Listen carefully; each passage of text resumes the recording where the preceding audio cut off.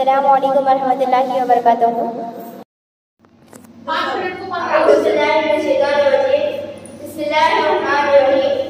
मेरा नाम सानिया बेगम है।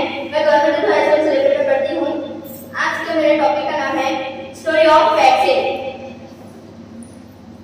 कोरोना की बीमारी से सभी ग्रस्त हैं।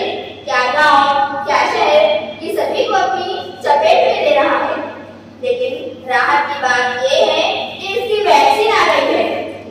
लेकिन इस वैक्सीन को लेकर कुछ लोगों के मनों में अभी भी बहुत शंका है। सुलेपेट के रहने वाले मास्टर गोविंद जी इस वैक्सीन से जुड़ी हेरफेर की भ्रांतियों को दूर करने का पूरा प्रयास कर रहे हैं। वो लोगों को वैक्सीन लगवाने के लिए जागरूक भी कर रहे हैं। लेकिन उसी गांव के तुकाराम को मास्टर जी की बात ही हेरफेर लगती है। आइए देखते हैं कि तुकाराम को मास्टर जी की बात हेरफेर की क्यों लगती है। अरे मास्टर जी, जिसको जो होना है वो तो होगा ही। ये वैक्सीन क्या कर लेगी? हाँ, अरे तुकाराम, ये वैक्सीन हमें कोरोना जैसी बीमारियों से बचा लेगी। बचाएगी हम उल्टा मुसीबत में फंसाएगी। क्या मतलब? मास्टर जी, मैंने सुना है ये वैक्सीन एकदम बेकार है। इसे लगाने के बाद लोगों को तरह तरह की बीमारियां हो रही है। और मैंने ये भी सुना है वैक्सीन कंपनी वाले सिर्फ पैसा कमाने के लिए इसका फालतू में प्रचार कर रहे हैं। अरे तुकाराम, ये तुम कैसी बातें कर रहे हो? हमारे डॉक्टरों ने बहुत रिसर्च करने के बाद इस वैक्सीन को बनाया है और ये वैक्सीन तुम्हें कोरोना जैसी खतरनाक बीमारियों से बचाएगी। जाइए मास्टर, जाइए, आपको बोलना ही बेकार है। पता नहीं आपको कब अकल आएगी। लेकिन तुकाराम ने तो मत बना लिया था कि वो मास्टर जी की बात बिल्कुल नहीं मानेगा। वैक्सीन ना तो खुद लगवाएगा और ना ही अपने परिवार के किसी सदस्य को। गोविंद जी ने तुकाराम के पड़ोस में रहने वाले टिंकू को भी कोरोना के बारे में बताया। वो तुरंत ही वैक्सीन लेने के लिए तैयार हो गया। कुछ दिनों बाद गांव के अस्पताल में कोरोना की वैक्सीन लगने लगी।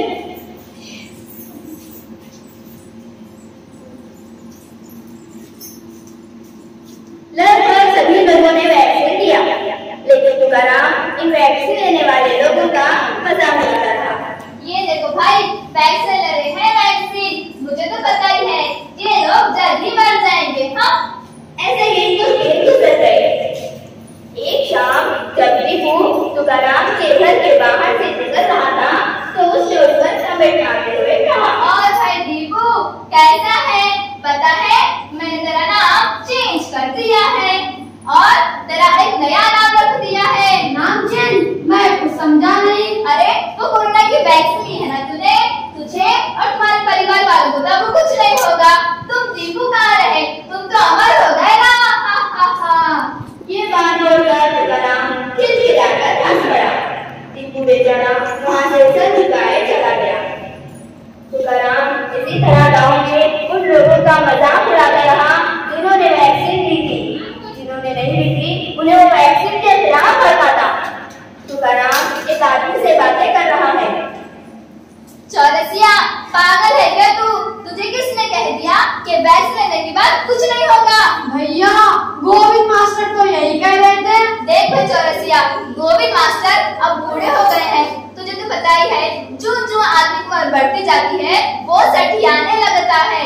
और गोविंद मास्टर पूरी तरह सठिया गए हैं, जो इन वैक्सीन कंपनी वालों की जाल में फंस रहे हैं। जाल में? देख चौरसिया, मेरे पास पक्की खबर है, ये वैक्सीन एकदम बेकार है। इसे लगाने के बाद तो कुछ लोग भगवान को प्यारे हो गए हैं। देख, तेरी अभी नई नई शादी हुई है, अगर तुझे कुछ होगा तो क्या गोविंद मास्टर तेरी बेबी को रोटी खिलाएंगे?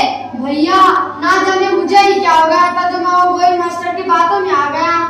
हाँ, अब तुझे अकल आ गई है ना, तू उनकी बात पे कभी भरोसा मत करना। चौरसिया तुकाराम की बातों में आ गया। तुकाराम के चेहरे पर एक विजय मुस्कान आ गई। कुछ दिनों बाद बाकी देश में बाकी जगहों की तरह सुलेपेट गांव में भी कोरोना की दूसरी लहर आ गई। दीपू को भी कोरोना हो गया। जैसे ये बात तुकाराम को पता चली तो वो तो खुशी के मारे उछल पड़ा। उसी दिन उससे गोविंद जी रास्ते में मिल गए तो जानबूझकर उन्होंने उन पर टोन मारा। ओहो, अरे बहुत बुरा हुआ तुम्हारा गोविंद जी। दीपू के साथ मैंने सुना है कि बेचारे को कोरोना हो गया है, लेकिन उसने वैक्सीन तो ली थी ना? हाँ ली थी। फिर भी हो गया ना? अरे मुझे तो पहले से ही पता था ये वैक्सीन एकदम बेकार है। आप वैक्सीन कंपनी वालों की बड़ी वकालत किया करते थे, अब किस मुंह से करेंगे इनकी वकालत? मेरी मानिए तब ये काम छोड़ दीजिए। लेकिन क्यों? क्योंकि अब तो कोई बात आपकी मानने से रहा। गोविंद जी ने तुकाराम की बातों का कोई जवाब नहीं दिया। ये बात तो सही थी कि दीपू को वैक्सीन लेने के बाद भी कोरोना हो गया था, लेकिन ये बात भी सही थी कि उसकी तबीयत वैक्सीन लेने के कारण जल्दी सुधर गई। उसके साथ कुछ भी सीरियस नहीं हुआ और वो पूरी तरह ठीक हो गया। दूसरी ओर कोरोना की इस लहर ने तुकाराम के घर को अपने खतरे में ले लिया था। उसकी मां दुर्गावती को बुखार आ गया। तुकाराम के पिता सुरजलाल जी पूरी रात अपने 55 साल की पत्नी दुर्गावती के पास इस उम्मीद बैठे रहे कि उसकी तबीयत ठीक हो जाएगी, उनका बीमार उतर जाएगा। आप मेरे लिए इतना कष्ट मत उठाइए, मुझे पता है कि मेरा अंतिम समय आ गया। ये तुम कैसी बातें कर रहे हो दुर्गावती? तुम्हें कुछ नहीं होगा, मैं तुम्हें कुछ नहीं होने दूंगा। मुझ पर भरोसा रखो दुर्गावती, ऐसी बातें मत करो। लेकिन उनकी उम्मीद पर तब पानी फिर गया जब सुबह उन्होंने अपनी पत्नी को जगाने की लाख कोशिश की। दुर्गावती उठो, दुर्गावती सुबह हो गई है। दुर्गावती, दुर्गावती उठो, दुर्गावती, दुर्गावती दुर्गावती तुम मुझे इस तरह से छोड़कर नहीं जा सकती। दुर्गावती, दुर्गावती उठो, दुर्गावती, दुर्गावती उठो, दुर्गावती, दुर्गावती उठो, दुर्गावती,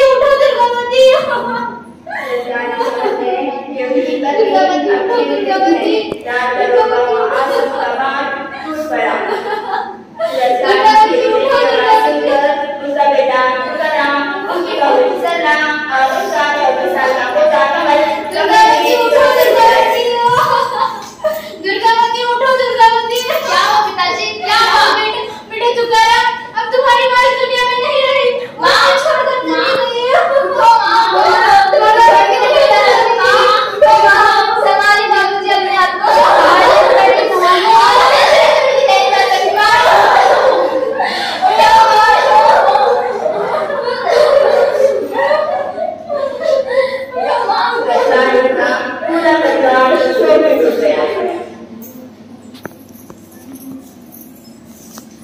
दुर्गावती के मृत्यु के 2 दिन के बाद की बात है। सूरजलाल की तबीयत नासाज लग रही थी, उनके गले में खराश था। शाम तक उन्हें तेज बुखार भी हो गया। उनके बेटे तुकाराम ने उन्हें बुखार की दवा दी। तो बाबूजी उठो, ये लो बुखार की दवा, इसे खा लो, आप सुबह तक ठीक हो जाओगे। ठीक है बेटा।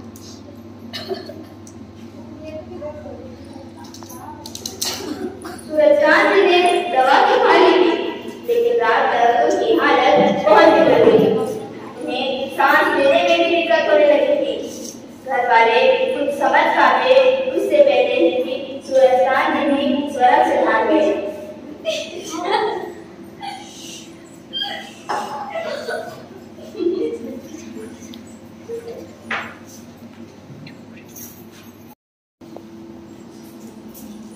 बाबूजी उठिए, सुबह हो गई है। बाबूजी उठिए, बाबूजी अब अभी तक नहीं जागे। उठिए बाबूजी, सुबह हो गई है। बाबूजी उठिए, बाबूजी, बाबूजी उठिए, बाबूजी। हाय आप हमें छोड़ के चले गए। बाबूजी उठिए, बाबूजी। सरला, ओ सरला, उठिए बाबूजी। कमल बेटे, कमल, कमल, हमारे दादाजी अब नहीं रहे। कमल, हमारे पिताजी हमारे बाबूजी है, आप हमारे छोड़ के नहीं जाइए। उठिए बाबूजी, बेटे कमल, तुम्हारे दादाजी हमें छोड़ के चले गए। बाबूजी उठो, बाबूजी, बाबूजी उठिए, बाबूजी उठिए, उठिए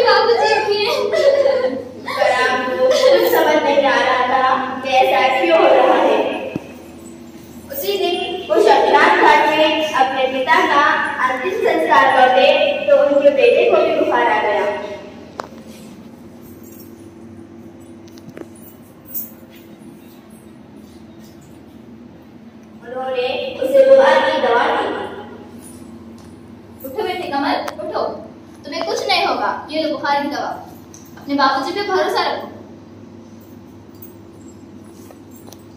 उनका बेटा कमल दवा खाकर सो गया। तुकाराम चुपचाप अपने घर के आंगन में बैठकर रो रहे थे। तभी गोविंद जी घर आए। ये हमारे साथ क्या हो रहा है? तुकाराम भरोसा रखो, कुछ नहीं होगा। वैसे तुकाराम तुम बुरा ना मानो तो तुम्हें एक बात बताऊं। कहिए मास्टर जी। जिस वक्त तुम्हारे माता पिता को बुखार आया था, क्या तुमने उस वक्त उनका टेस्ट करवाया था? कैसे टेस्ट? बुखार में कैसे टेस्ट? मैंने तो कुछ टेस्ट नहीं करवाया। फिर से वही बातें करने लगे हो तुकाराम तुम। ये मामूली बुखार का समय नहीं रहा, अब ये कोरोना का समय चल रहा है। अब फिर कोरोना करने चले आए। अब बोलेगा कि वैक्सीन ले लो। अरे वैक्सीन करने वाले आपको परमिशन देते हैं क्या? वो ये बोल ही रहा था कि उसकी पत्नी सना भागती हुई उसके पास आई। कमल की तबीयत बिगड़ती जा रही है, वो सांस नहीं ले पा रहा। आप जल्दी चलिए, मुझे बहुत घबराहट हो रही है। कमल क्या हुआ?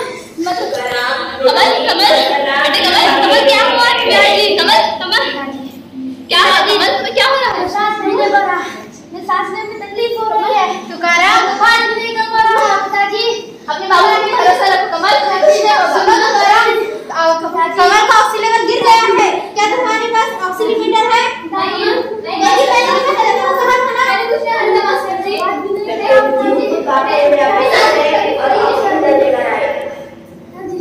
उन्होंने कमल का ऑक्सीजन लेवल चेक किया तो नवल से भी तुकाराम कमल का ऑक्सीजन लेवल बहुत कम हो गया है। इसे तुरंत हमें हॉस्पिटल ले जाना होगा, वरना हम कुछ नहीं कर सकते अगर ऑक्सीजन समय पर नहीं मिला तो। चलिए मास्टर जी चलिए। वो लोग कमल को लेकर अस्पताल पहुंचे। लेकिन एक तो गांव का अस्पताल, वहाँ सुविधाएं भी कम थी। ना तो कमल को बेड मिला और ना ही ऑक्सीजन सिलेंडर। कमल की तबीयत लगातार बिगड़ती जा रही थी। दादी कमल हिम्मत रखो अपने बाबूजी पे, खुद पे हिम्मत रखो कमल, तुम्हें कुछ नहीं होगा। हम तुम्हें कुछ नहीं देंगे कमल। मास्टर जी कुछ कीजिए मास्टर जी। तभी गोविंद जी की नजर हेड डॉक्टर पर गई। हेड डॉक्टर गोविंद जी को पहचानते थे। उन्होंने उनसे सभी बात कही। डॉक्टर साहब ने सभी पर बेड की व्यवस्था की और कमल को भर्ती कर दिया। अरे आपने बच्चे की क्या हालत कर दी है? आपको अंदाजा भी है बच्चे की तबीयत कितनी बिगड़ गई है? अगर इसे सही समय पर ऑक्सीजन नहीं मिलेगा तो पता नहीं क्या होगा। मुझे जितना होगा मैं इतना करूंगी। आप सब प्रे कीजिए। प्लीज डॉक्टर साहब मेरे बेटे को बचा लीजिए प्लीज।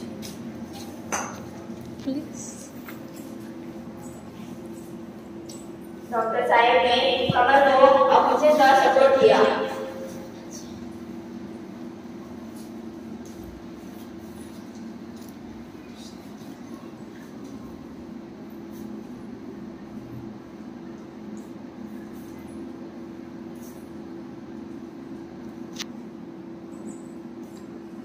सर आपने सही समय पर इसे ले आए, नहीं तो शायद इसका बचना मुश्किल हो जाता। तुकाराम चुपचाप खड़ा सब चुप रहा था। तभी डॉक्टर ने कहा, पता है सर, हम लोग भी अपनी गलती के कारण इस बीमारी को और ताकत दे रहे हैं। अब इसकी वैक्सीन आ गई है, फिर भी लोग वैक्सीन नहीं ले रहे हैं। जानते हैं अगर इस लड़के ने वैक्सीन ली होती तो इस तरह मृत्यु के कगार पर नहीं पहुंचता। तुकाराम चुपचाप खड़ा सब चुप रहा था। उसे वो सब बातें याद आ रही थी जो वो गोविंद जी को नीचे दिखाने के लिए कहा करता था। जब वो वैक्सीन के बारे में बातें किया करते थे, उसकी आंखें उन सब बातों को याद करके गीली हो रही थी। तभी वो आत्माराम के पैरों पर गिर पड़ा। मुझे माफ कर दीजिए गोविंद सर, मुझे माफ कर दीजिए। मुझसे बहुत बड़ी गलती हो गई है। ये मेरी ही गलती का परिणाम है जो मेरा बेटा इस स्थिति में है। मुझे माफ कर दीजिए। कोई बात नहीं, जानती नहीं अगर वैक्सीन का बहुत मजाक उड़ाया है, मुझे माफ कर दीजिए। अरे कोई बात नहीं तुकाराम, कोई बात नहीं। जब चाहो तभी सवेरा।